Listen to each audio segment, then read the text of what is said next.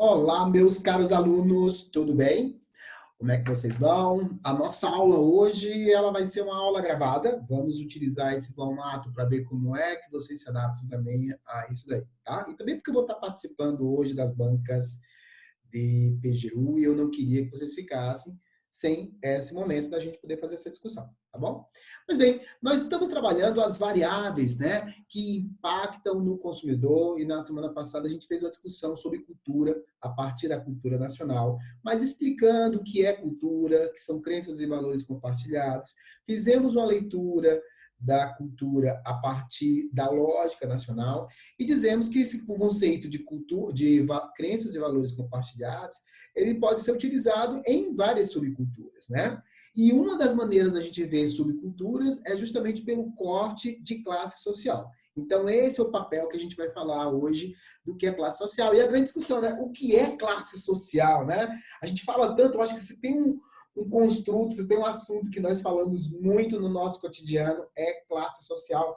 Mas como dizer que alguém é de classe A, como alguém é de classe B? Como chegar a dizer que alguém é de classe alta e dizer que alguém é de classe baixa? Ah, Isaac, pela renda que as pessoas têm.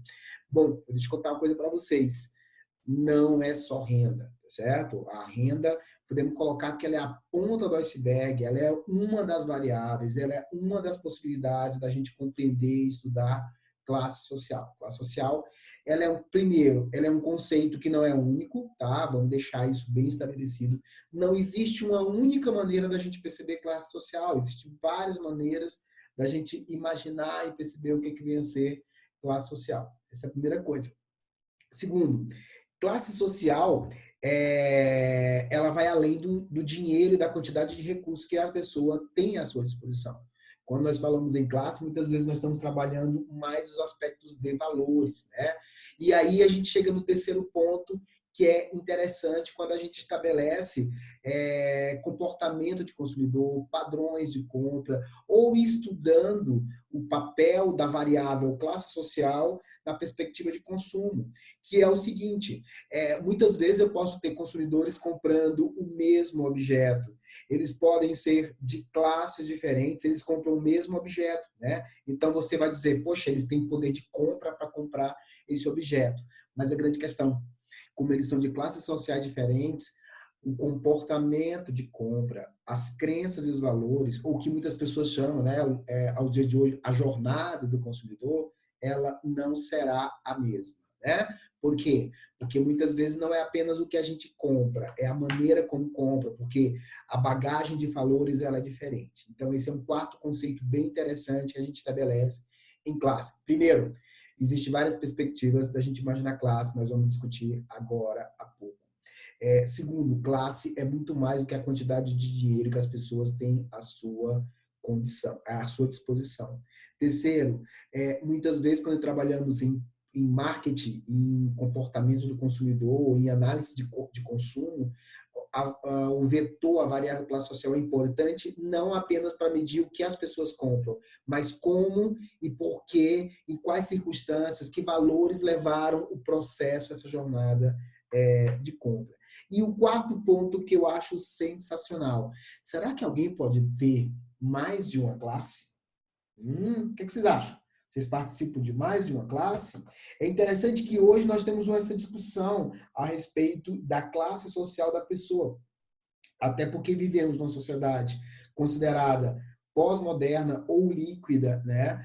Fragmentada, em que muitas vezes os indivíduos eles têm várias representações, eles têm várias maneiras de se apresentar socialmente. Então, o indivíduo ele pode ter uma expressão do seu eu que vem de uma classe social, ele tem um conjunto de valores e berço, ele tem um conjunto de valores da sua herança familiar, da sua classe de origem, né?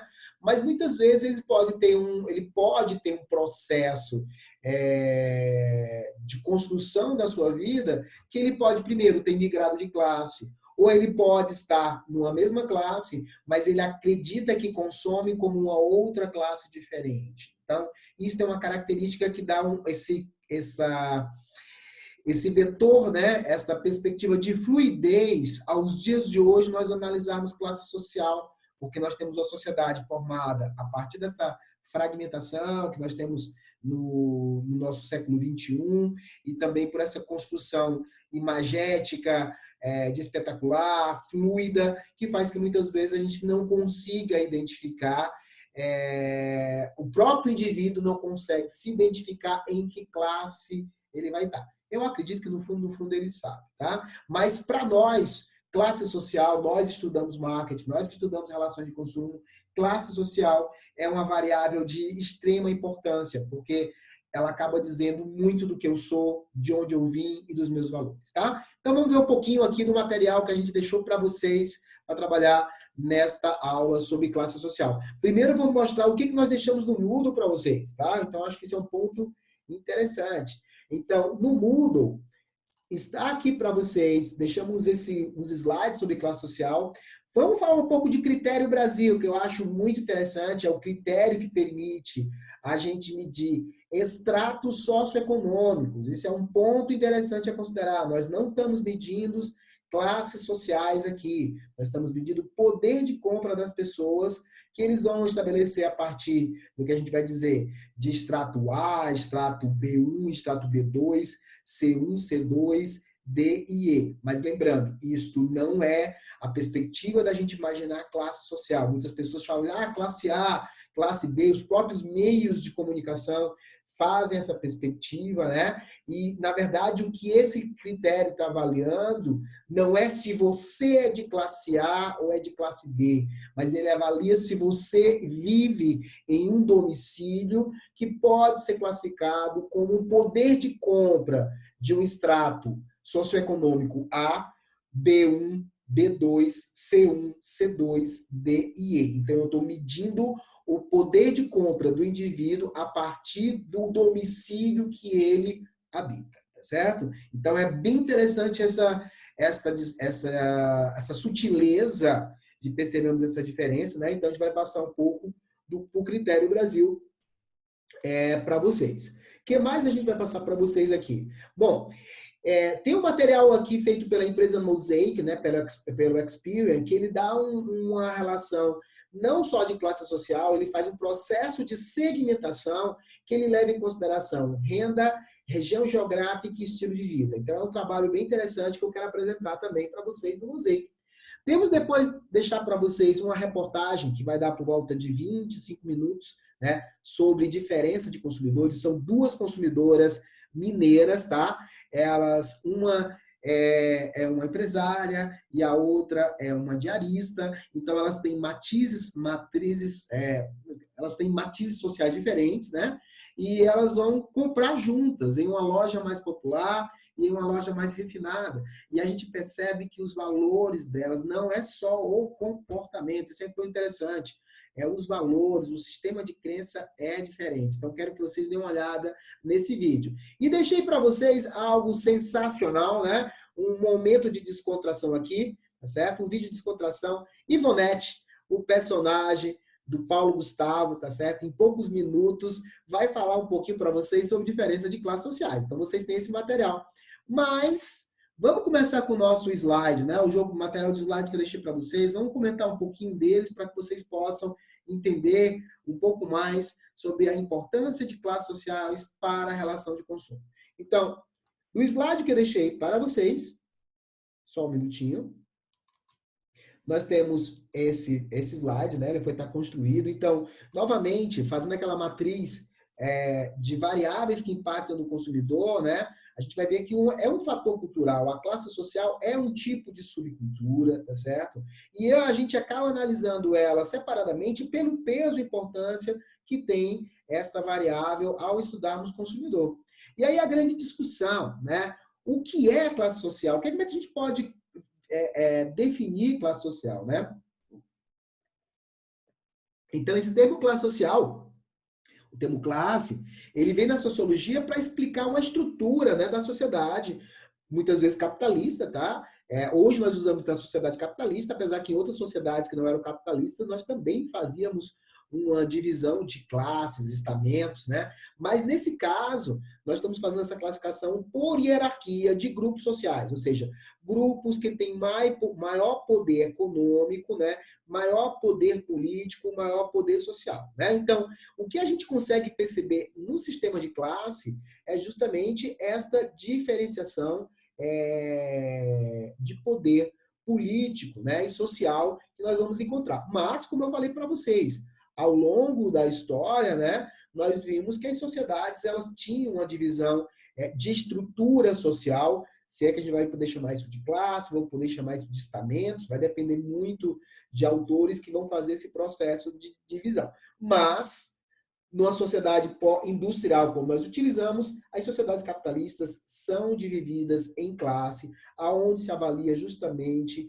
esta ideia de poder, tá? Então, quando pensamos em classe, nós vamos pensar justamente nisso, na definição de que as classes elas vão trabalhar no quanto é dividida a riqueza, no quanto é divididas as decisões políticas, e isto é sensacional que nós trabalhamos aos dias de hoje. Bens simbólicos, né? As pessoas consomem bens e os bens têm um determinado grau de simbolismo. Então, quando a gente para e pensa o seguinte, quem era o consumidor que nos anos 80, né, 90, ia no McDonald's no Brasil? E quem é o consumidor que vai no McDonald's hoje? Né? A gente vai ver que é o mesmo? Não, houve um processo de transformação com isso. Então, ou seja, havia nos anos 80 e 90 um consumo do McDonald's muito mais próximo das camadas mais altas, né? Porque aquele consumo daquele tipo de produto tinha um grau de simbolismo muito grande, tinha um consumo simbólico. E ao passar do tempo, esse produto ele foi se popularizando, essa relação de comer fast food, o produto, né, o fast food, a marca, houve um processo de popularização e ele deixa de ter um grau simbólico para algumas classes sociais. Ele acaba sendo um simbolismo para a sociedade como um todo. Ele perde o seu poder de simbólico de distinção de consumo para determinados grupos sociais.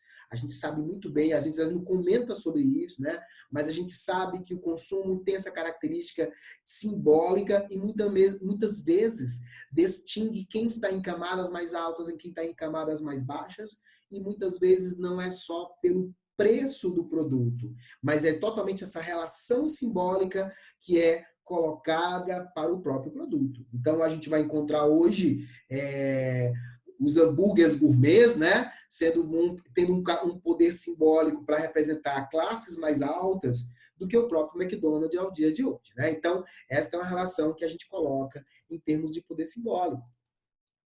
A gente considera que com isso as classes elas vão ser delimitadas, elas vão ser ordenadas, né? E mutuamente excludentes, né? Então, as pessoas sempre falam, mas classe social não é renda? Sim, né? A classe social, a renda ela tem um peso significativo, tá certo? Mas até existe uma alta correlação entre classe social e nível de rendimento, isso é óbvio, né?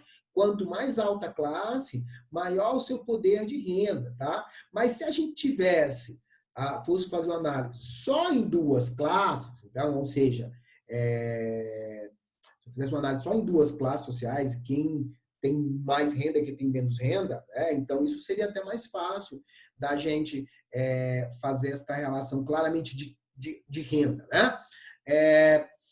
Mas percebemos que muitas vezes há pessoas que têm um poder mais simbólico, mas não na sociedade, mas não necessariamente vai ter o mesmo poder de renda. Por exemplo, professores universitários, né?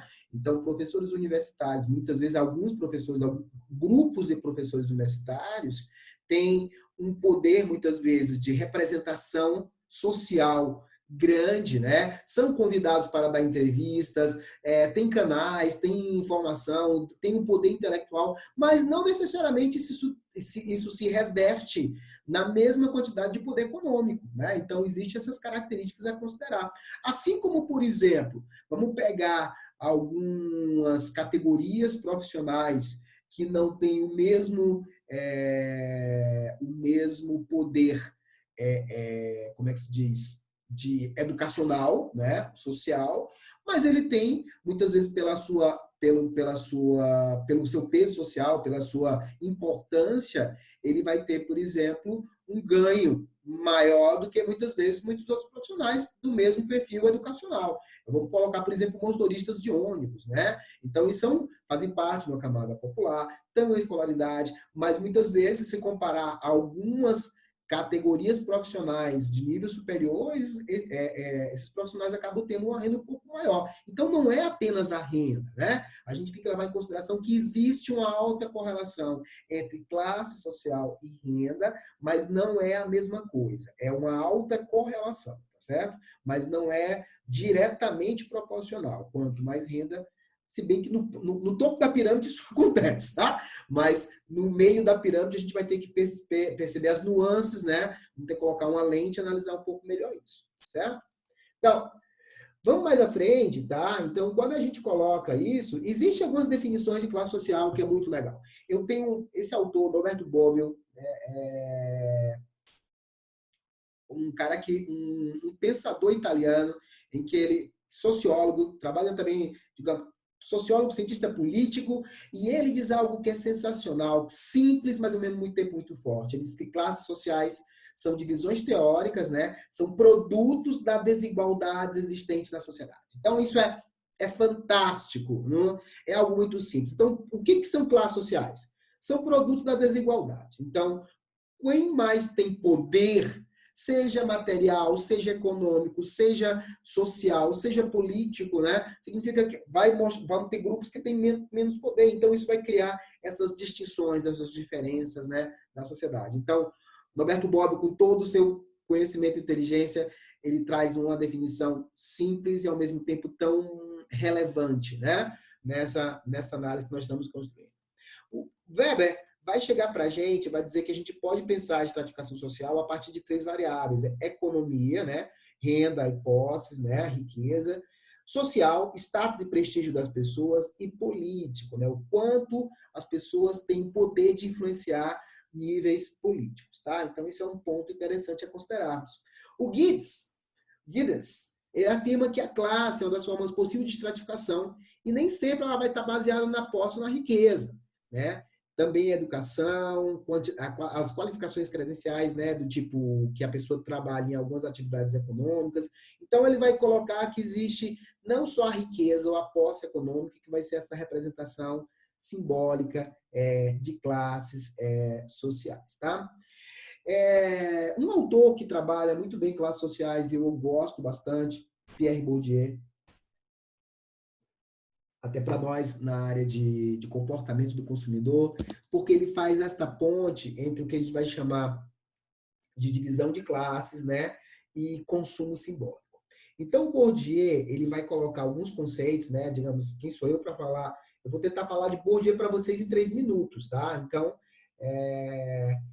digamos assim, é um desafio, né? Então, o Bourdieu, ele coloca que ele diz que as classes sociais elas vão estar divididas a partir do acúmulo econômico, social, né? Ou seja, o quanto de poder social, né, que a pessoa tem, e cultural. Então, o que ele vai chamar desse capital cultural, né? É o quanto de conhecimento, prestígio, sutilezas, né, ou de educação, e que muitas vezes não é educação formal, é educação que vem da própria classe, que vai estabelecer essa relação das pessoas.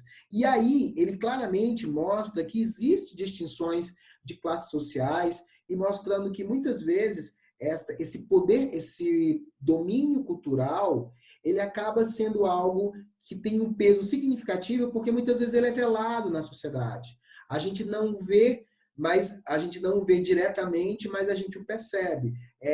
As sutilezas da educação, as sutilezas da elegância, da etiqueta, né? Então, tem algumas coisas que a gente pode colocar, como, por exemplo, em termos de valores. Se a gente parar e pensar, historicamente, as classes mais altas, elas têm mais espaço do que as camadas mais baixas. Então, isso acaba construindo, digamos, historicamente, uma noção de um valor, né? Um valor que muitas vezes nas camadas mais baixas tem de proximidade e que nas camadas mais altas é de afastamento. Então, quando você chega, por exemplo, e você vai perceber isso claramente, se você chegar num shopping popular, você vai perceber que no shopping popular está tudo muito cheio, né? As coisas vão estar muito mais apertadas, o mal é mais apertado, a distância que você vai ter entre as pessoas, entre os objetos, ela é menor.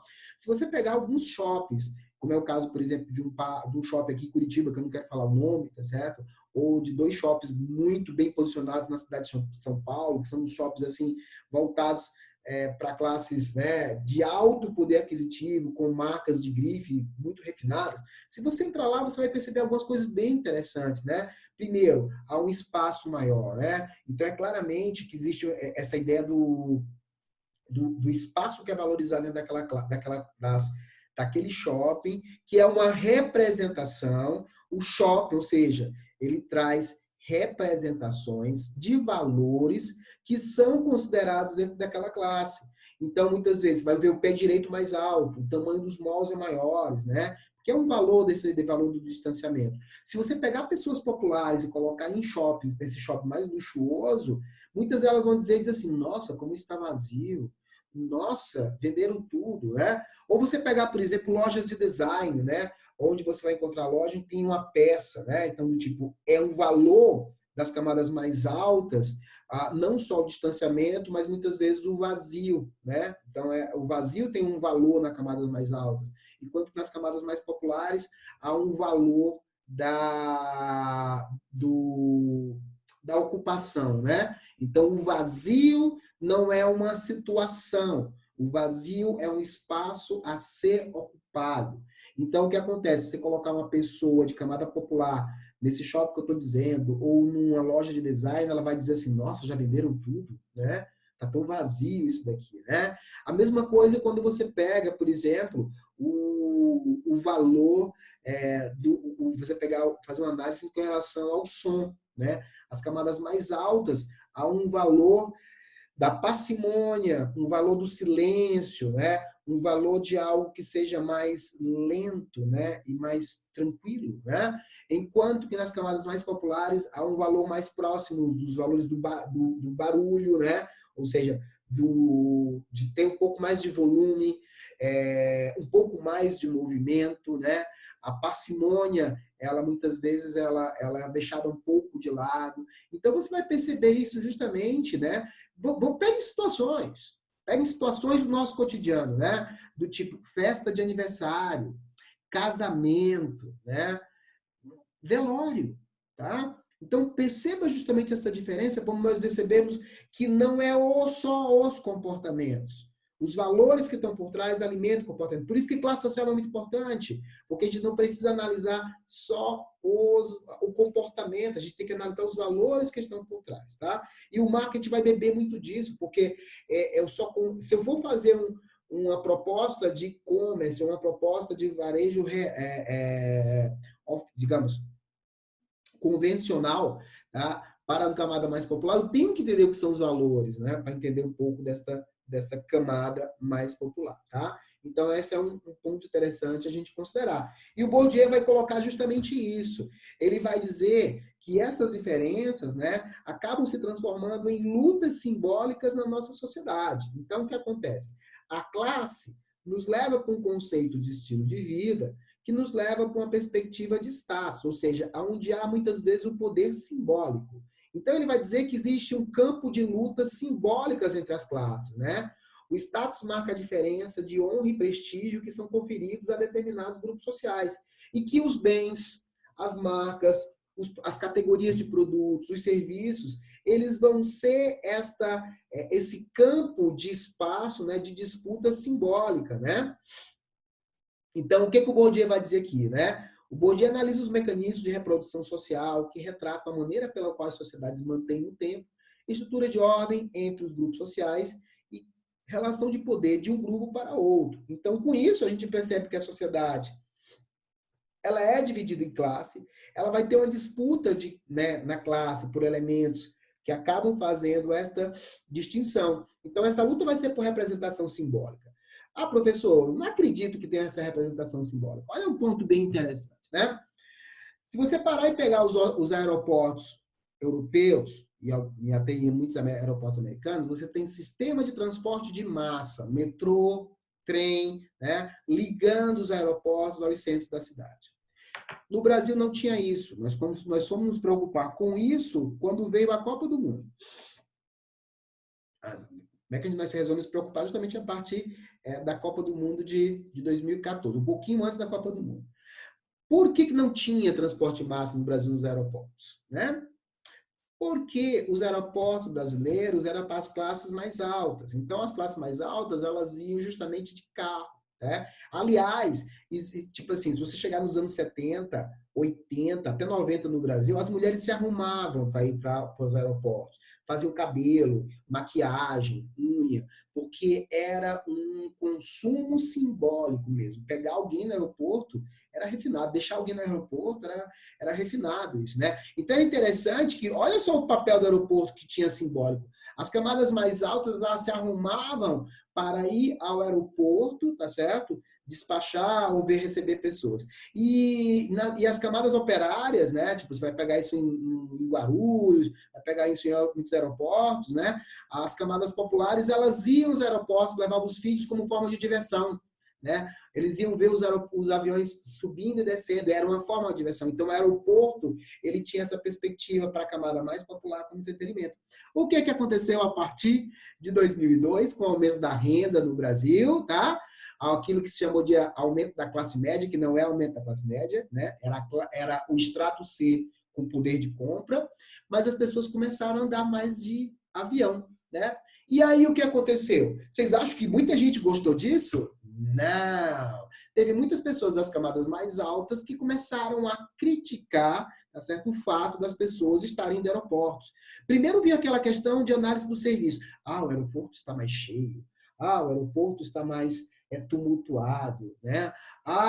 Aí tinha aquela coisa, depois vinha o verbo geral. Meu Deus, essas pessoas são andando de chinelo e bermuda no aeroporto. Como é que pode isso? Então, teve muito dessa verbalização, tá? Por quê? Porque o aeroporto tinha acabado de perder o seu poder simbólico de distinção de classe social, né? Então, para muitas pessoas, aquele produto não servia. Então, o que é como forma de distinção? E outra coisa, você não tem como parar e fazer um aeroporto para pobres e para ricos, né? Não existe isso.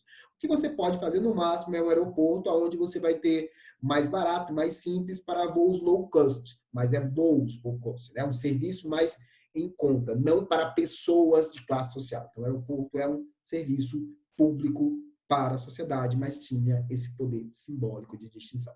Então, isso é só uma coisa. Podemos falar de marca. Pessoal, nesse mesmo período, olha que interessante que aconteceu. No Brasil, houve uma explosão de consumo de veículos. E marcas tradicionais, as 4 marcas tradicionais, GM, Volkswagen, Fiat e Ford, começaram a ser consumidas com maior preponderância na base da pirâmide. O que parte da classe média começa a consumir?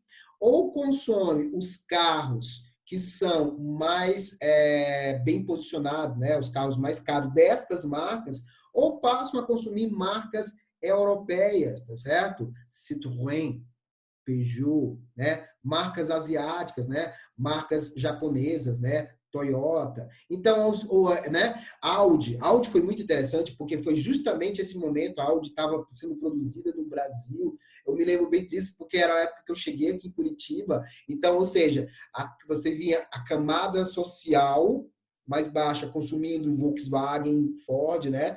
Aquela marca deixou de ter, essas marcas perderam a sua representação simbólica de classe, passa a ser uma marca de consumo de massa, e uma marca como Audi passa a ser consumida pela classe média alta. Tá? Então, isso é que é interessante quando o Bourdieu coloca essa questão de consumo simbólico da nossa classe, no estudo de classes sociais. Tá bom?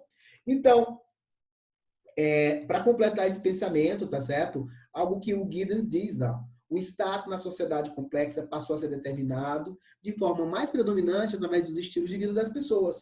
Moradia, roupa, alimentação, maneira de falar, profissão. posiciona os indivíduos uns para os outros, conferindo um estilo de vida, uma identidade compartilhada. Ou seja, dizendo muitas vezes qual a classe que você é e a classe que você não é. Ou pelo menos a classe que você acredita estar transpassando para as pessoas, né? Então, ou seja, esses são fatores socioeconômicos que impactam numa posição social e que impacta na forma dos comportamentos de consumo, preferências, compra, consumo. Mas lembrando, isto vai ser transportado por um sistema de crença e de valores. Outra coisa que é interessante é, no análise, a gente poder saber o que é um comportamento que é da classe e aquilo que é compartilhado para as outras classes. Por quê? Porque é da cultura como um todo, né? Então, no vídeo que eu deixei para vocês, a gente fala muito de cultura. Tem uma experiência lá que as duas consumidoras de classe diferentes acabam tendo o mesmo tipo de comportamento. E o analista diz, é porque é da cultura brasileira. Então é isso, a gente tem que perceber aquilo que seja um comportamento, um valor e uma crença de uma classe e aquilo que vai ser da cultura como um todo. Uma perspectiva da gente trabalhar classe é aquilo que a gente chama de efeito trickle-down. Tem muito a ver com o que a gente está colocando para vocês, tá? Em termos de, agora, de poder simbólico do produto, né? O efeito trickle-down, que foi apresentado pelo Simon no início do século XX, tá certo? Foi muito, ele disse que justamente esse poder de gotejamento que vai para baixo. Ou seja, o que significa isso? A gente tem conceitos que vão descendo na pirâmide social, tá? Eles vão descendo na pirâmide social. Eles são consumidos mais acima, depois vão descendo, vão descendo, vão descendo, vão descendo, né? Então, ele vai chamar isso de efeito trickle-down, porque classes mais altas têm mais poder de pressão e acabam fazendo com que esse conceito ele vai descendo. Ele colocou isso na questão da moda, e o efeito trickle-down, quem é do mundo da moda, do mundo do setor de vestuário, conhece muito e trabalha muito com essa perspectiva do efeito trickle-down, ou seja, você tem algo que muitas vezes ele está em maisons de costura, vai para as lojas fashion luxuosa, depois eles vão partir para umas lojas mais populares, até chegar nas lojas bem, de certa forma, bem popular mesmo, tá? Então, isso é o que ele vai chamar de um efeito trickle-down, tá? Além do efeito trickle-down, existe aquilo que a gente chama do efeito bubble-up, tá? Então, o bubble-up é quando um conceito ele vai subir na pirâmide social, tá certo? Então, o conceito bubble-up ele veio depois, né, da análise do efeito trickle-down. Então, quando você pensa no mundo da moda, né? Então, você tem a moda do efeito trickle-down. Primeiro, ele passa da autocostura, depois os primeiros adeptos, leitores de revista, classe média, até você chegar à massificação, à pirataria, por exemplo, tá? Vamos pensar no efeito bubble up. Você tem a moda de rua, você tem um mercado que identifica isso como estilo, você vai ter alguém que vai ver isso como tendência, vai jogar isso na passarela e vai chegar muitas vezes em lojas de rua. O efeito bubble up, eu sou um dos profissionais, um dos analistas que considera o efeito bubble up sempre precisando para fazer o processo de subida, né? Eu comungo com a tese de que o efeito bubble up para fazer o processo de subida, ele vai precisar de líderes de opinião aqui no meio, né, da pirâmide aqui, né? Como, por exemplo, vamos pegar algo bem interessante, né? O efeito, já que é falando de moda. Era moda nas comunidades, das comunidades de favela do Rio de Janeiro, as mulheres fazerem bronzeamento e usarem, para fazer o bronzeamento, usarem fita adesiva. Então, a fita adesiva, que era mais para um objeto para reforma de casa, para um elemento do setor elétrico, virou algo sendo consumido para as mulheres, não? Uma nova representação do produto. Mas não é qualquer mulher, são as mulheres da favela, que, né, da camada popular, que está usando aquilo, né, usa aquela fita para fazer a formato de biquíni, e aí elas tomam banho, né, digamos, fazem banho de sol, colocam aqueles bronzeadores, e fica, depois quando você tira a fita, fica com as marquinhas, né? E o que é muito legal, como é que isso funcionou como efeito bubble up? Isso foi prolongando, né? Ou seja, primeiro a classe média que morava próximo dessas favelas, as mulheres começaram também a usar esse tipo de serviço. Só que aí veio um elevador, um assessorista que fez o processo de amplificação disso daí, né? E levando para demais camadas. Anitta lança o seu vídeo Vai Malandra, que mostra justamente as mulheres na laje tomando banho de sol e usando fitas adesivas. Então, o que eu quero dizer? Eu trabalho com a tese de que o efeito bubble up existe, mas de que ele vai precisar sempre de um assessorista para fazer esta subida na pirâmide social, ou seja, um líder de referência. E o que é legal do líder de referência da Anitta é porque qual é a classe social da Anitta, né? Vocês, mas ela é rica, ela tem muito dinheiro, né? Então ela é classe alta. Mas aí, a gente vai considerar classe alta? Sabemos que a Anitta tem uma origem simples, né? Uma origem, de certa forma, periférica, suburbana, né? Como é que estão esses valores, né?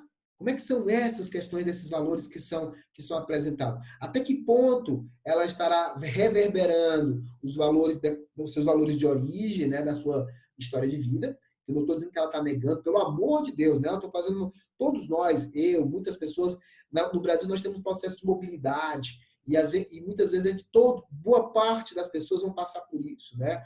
Que valores nós estamos referendando, que valores nós estamos expressando? Os valores que nós vivemos no nosso cotidiano ou são valores da nossa classe de origem, tá? Então, esse é um ponto interessante. Então, quando eu coloco isso, não usei a Anitta como exemplo, mas podia colocar qualquer pessoa como exemplo. Então, esta é a ideia do efeito bubble up, tá? Que a gente está colocando aqui para vocês, tá? E é muito interessante que nesse efeito trickle down, né? Ou seja, ele vai descendo, até você chegar, por exemplo, em produtos populares, na própria pirataria, né? Digamos assim. Deixei para vocês no Moodle uma parte de um filme, tá certo? Aonde você vai encontrar Meryl Streep falando sobre o efeito trickle-down e vocês vão achar sensacional. Eu tenho certeza que vocês já viram O Diabo Veste Prada, mas vocês talvez tenham passado batido de ver a cena em que Miranda faz um belo discurso e explica o que é o efeito trickle-down, tá certo? Na pirâmide social, né? Mais à frente, eu quero só fechar esse ponto dizendo que, para mim, eu acredito que o efeito trickle-down, né, ele é muito mais propenso, digamos, o bubble up, ele funciona muito bem na moda, mas quando nós pensamos em disseminação de valores, tecnologia, ideias, né, a lógica do trickle-down de cima para baixo, ela tem uma perspectiva de muito mais forte do que de baixo para cima, tá bom? Então, esta é a ideia da gente pensar em critérios, né, para a gente definir classe social. Existem vários critérios que a gente pode considerar.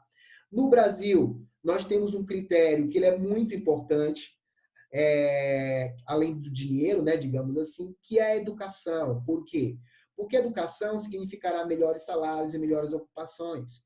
E melhores salários e melhores ocupações significa mais cultura, mais capital cultural, mais bem, mais informações, mais moradias. Então, há vários critérios, mas deixando claro que no Brasil nós consideramos bastante esse critério da educação e da cultura, além, logicamente, das posses. Então, alguns critérios, né, como o nível de instrução, a ocupação, a renda, né, o lugar de moradia, são critérios que são estabelecidos. Mas, para vocês, eu deixei aí um critério que nós utilizamos no Brasil, que é justamente o critério de classificação Brasil. O critério de classificação Brasil, ele é utilizado por empresas de pesquisa, por muitas empresas, agências de publicidades, enfim, várias entidades da área de marketing, de negócios, de business, para fazer divisão de classe no Brasil. Agora, o que é bem interessante, a divisão é de estratos socioeconômicos e o que eu estou medindo não é o indivíduo. Eu estou medindo o lugar de moradia. Aonde é que essa pessoa mora? Se ela habita um domicílio cujo poder de compra é A, B1, B2, C1, C2, D ou E. Né? Então, como é que é feito isso? Eu deixei para vocês no Moodle, vocês vão ver lá no Moodle o critério Brasil. Se vocês clicarem no critério Brasil, tá? Só um instantinho aqui. Se vocês clicarem no critério Brasil, vocês vão ver justamente essa tabelinha. O critério Brasil é um critério que ele é utilizado para que a gente possa medir o poder de compra no Brasil, tá? Então, nós não estamos medindo classe, nós estamos medindo poder de compra. Vulgarmente as pessoas chamam isso de classe. E muitas vezes até órgãos de imprensa, tá certo? Ah, mas classe e extrato é a mesma coisa? Tecnicamente sim. Mas uma coisa é eu chegar para você e dizer, você é uma pessoa de classe A, você é uma pessoa de classe B. Não é, está errado isso. Você não é uma pessoa de classe A, você não é uma pessoa de B1. Você é uma pessoa que habita um domicílio que tem um poder de compra classificado como B1. Então, isto é diferente, né? Porque classe social está muito mais próximo de valores, né, do que de poder de compra. Classe social analisa valores e poder de compra, tá certo? Mas é mais fácil eu ver poder de compra do que valores. Né? Então, o critério Brasil, ele é muito bom, porque ele é um critério de classificação. Ele é o melhor? Não. Ele é o único? Não. Mas ele é o que nós temos e ele nos serve, tá? Mas ele não substitui todos os outros critérios de classificação socioeconômica, tá bom? O IBGE tem um critério, tá? A Fundação Getúlio Vargas tem outro critério, eles trabalham com a renda, também trabalham com renda, mas existem critérios, por exemplo, vi uma vez um sociólogo que eu achei sensacional, já procurou esse material, e ele disse que o seguinte, a gente pode dividir classe social no Brasil a partir do uso de serviços públicos. Ele pega o seguinte, vamos pegar serviços públicos importantes no Brasil. Saúde, educação, segurança e transporte. Né? Ele coloca esses 4 serviços públicos. Ele diz, quanto mais você precisa dos serviços públicos, mais baixa na pirâmide social. Quanto você não precisa desses serviços públicos, você está no topo da pirâmide social. Eu achei essa análise tremenda, sensacional, tá? Então, ou seja, eu tenho pessoas da classe média, mais baixa, né, digamos assim, que elas precisam da saúde, elas não têm acesso a um plano de saúde, mas elas têm condições de pagar uma escola privada, elas têm o seu carro, tá certo? Mas elas também precisam da segurança pública, elas não podem pagar segurança privada. Quando você chega na classe mais alta, tá? Lá em cima, na alta, essas pessoas não precisam da saúde pública, não precisam da educação pública, elas fazem sua própria segurança, né? E elas não precisam de transporte. Então, ou seja, é um critério sensacional para a gente avaliar classe social. Então, se depois alguém quiser trabalhar em cima disso, né? Eu perdi a reportagem, ainda estou buscando saber quem é a pessoa que criou esse critério. Mas vamos lá ao critério Brasil. O critério Brasil, ele mede a seguinte coisa. Ele é feito desde 2002, ele foi atualizado. O último que nós tínhamos era em 2015 e agora ele foi atualizado em 2017. Então, ele passou a valer desde 16 de abril de 2018. Nós temos esse critério. Então, o que ele estabelece? Ele estabelece uma pontuação, tá certo? Pela quantidade de bens que você tem em casa. E ainda leva em consideração a escolaridade de uma pessoa de referência da família. Que é essa pessoa de referência? Aquela pessoa que contribua com a educação, com a renda da família. Então, a pessoa que mais contribui com a renda, quando mais contribui com a educação daquela família, tá? Então, por quê? Se lembra quando eu disse que a educação era muito importante? E acesso a bens públicos. Isso é fundamental, porque nós temos uma parte da população que tem acesso a bem público, né? Só uma coisa, é comum as pessoas fazerem o critério Brasil e dizer, eu não sou dessa classe, eu não sou de classe A, eu não sou de classe B1, eu sou de C, né? Nós não estamos medindo valores, nós estamos medindo poder de compra, tá? Então, por exemplo, se uma pessoa na casa dela tem 2 banheiros, tá? Ela tem 7 pontos. Se uma pessoa tem em casa um carro, ela tem 1 ponto. Se ela tem mais de 4 carros, tem 11 pontos. Algo que é importante a considerar. Quando nós falamos de carro, nós estamos falando de carro sem ser carro de frete ou transporte, tá? Então, ou seja, isso é muito importante aos dias de hoje. E quando nós falamos de banheiro, nós estamos falando de banheiros, né? De uma maneira geral, ou seja, lavábulo conta com uma ideia de banheiro aqui.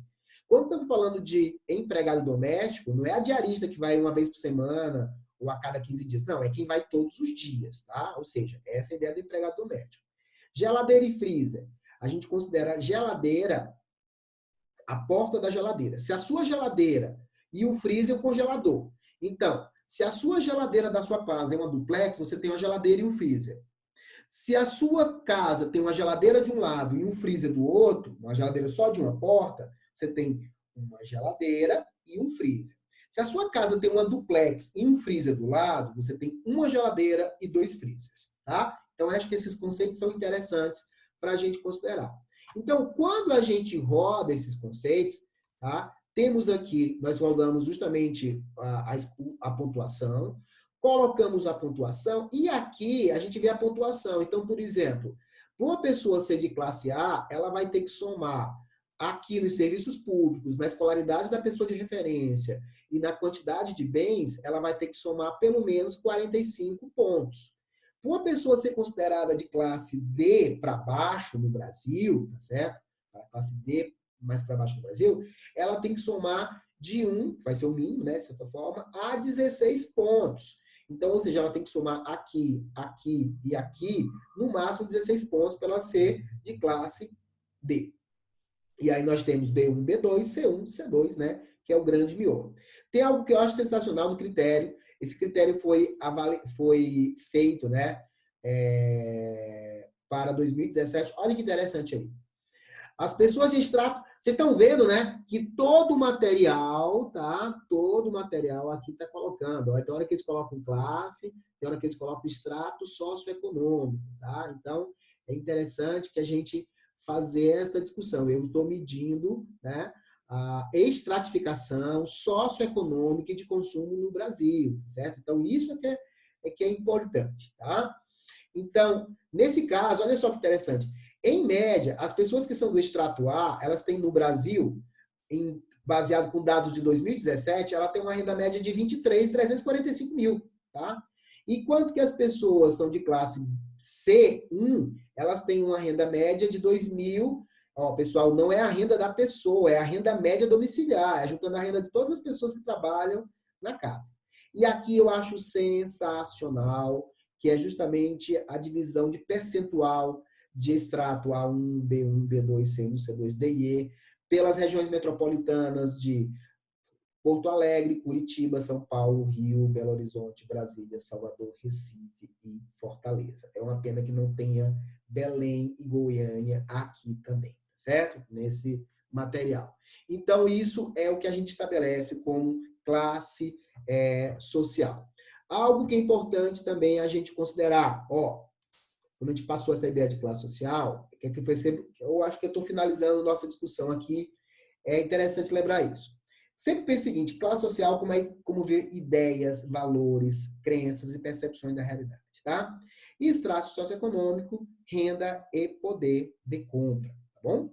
Então, por exemplo, eu posso ter uma pessoa, um analista de sistema, 35 anos, casado, pai de 2 filhos, renda de 10 mil, e ele pode ser de classe B, tá? Digamos assim. E eu tenho uma diarista casada com uma filha com a renda mensal de 1.700, mas ela também pode ser de classe B, tá? Ou seja, porque ela está com extrato socioeconômico B1, ele, né? E ela B2, ou seja, eles podem estar muito próximo nessa estratificação, mas possa ser que ela tenha valores de uma camada trabalhadora, uma classe popular, e ele tenha valores de uma classe média, tá? Então, perceba isso. Classe como ideia, valores e crença, extrato como a ideia, né, de ver renda e poder de compra. É isso que nós vemos no Brasil. Nós vemos extrato socioeconômico, nós vemos poder de renda. Então, em termos de comportamento de consumo, não importa só o que a pessoa compra, mas também como se compra, né? Então, se eu tiver aqui 2 consumidores de classes sociais diferentes, eles podem comprar o mesmo produto, mas eles poderão ter atitudes, crenças e valores de compra diferentes. Então, vocês vão ver no vídeo das 2 consumidoras mineiras, tá? A senhora que é empresária e a senhora que é diarista, para vocês verem como elas duas têm valores diferentes. Vejam os comportamentos, vejam os valores, não vejam só os comportamentos, tá? Deixa eu só acender aqui um pouco da luz, tá? Para vocês aqui. E para a gente poder finalizar essa nossa discussão, né? que eu coloquei aqui para vocês. Tem alguns dados que é interessante a gente falar, olha só. Uma coisa é a gente pensar em classe, né? A classe tem essa coisa da divisão de classe média, alta. Professor, qual é a melhor definição? Olha, não tem, tá? A gente usa isso no Brasil, por isso que a gente usa o critério Brasil. Eu costumo usar um critério, a minha experiência, o meu cotidiano, estabeleceu, em termos de classe, 3 divisões bem interessantes. Aquilo que a gente vai chamar de classe alta, né? Classe alta são pessoas que a gente não convive, elas não, tipo assim, eu sempre gosto de interessante, né? Eu brinco às vezes com os meus alunos, né? Eu digo, e quando às vezes a gente tem alguns papos utilizando algumas nomenclaturas, eu falo, por exemplo, de burguesia, eu digo, gente, classe alta, burguesia, a gente não vê no cotidiano, tá? Essas pessoas, elas não entram de madrugada no site da Latam para comprar passagem aérea. Elas não estão muitas vezes no supermercado fazendo compra junto com a gente, né? Elas não estão muitas vezes no shopping. Para você ter ideia, esse shopping de camada mais alta que tem aqui em Curitiba, numa visita técnica que nós fizemos ao shopping, o funcionário colocando para a gente, né, o pessoal da área que nos atendeu muito bem, diga-se passagem, disse, ó, nós temos um grupo de consumidores de camada mais alta que eles não vêm aqui.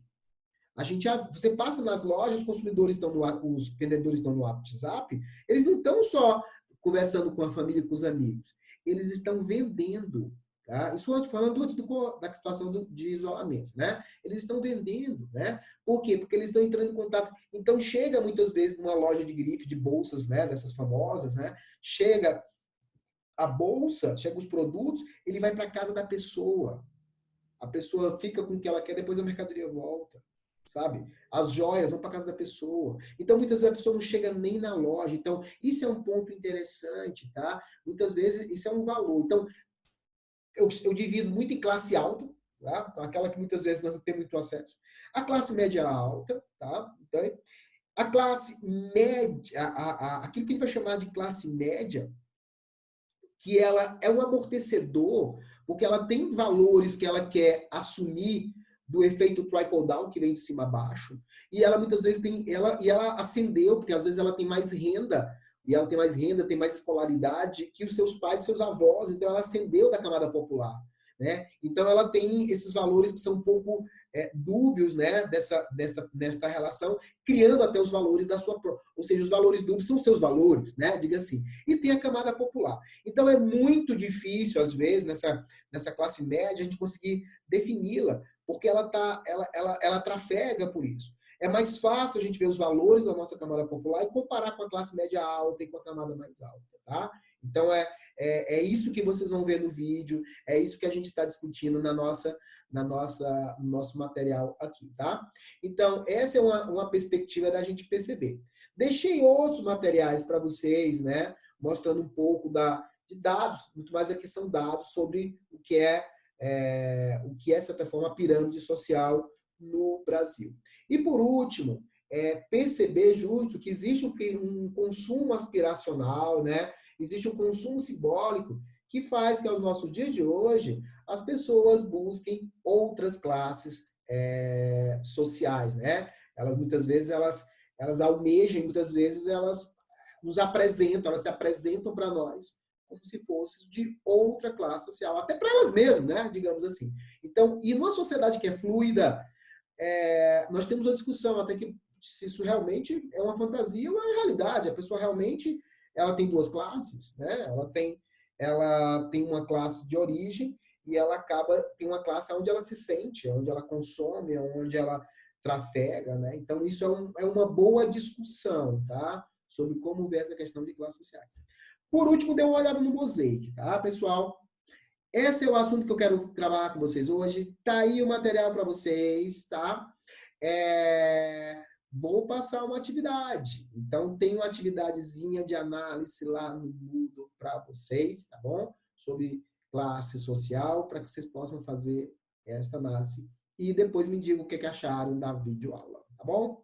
Um abraço no coração de todos, de todas e de todos. Até mais.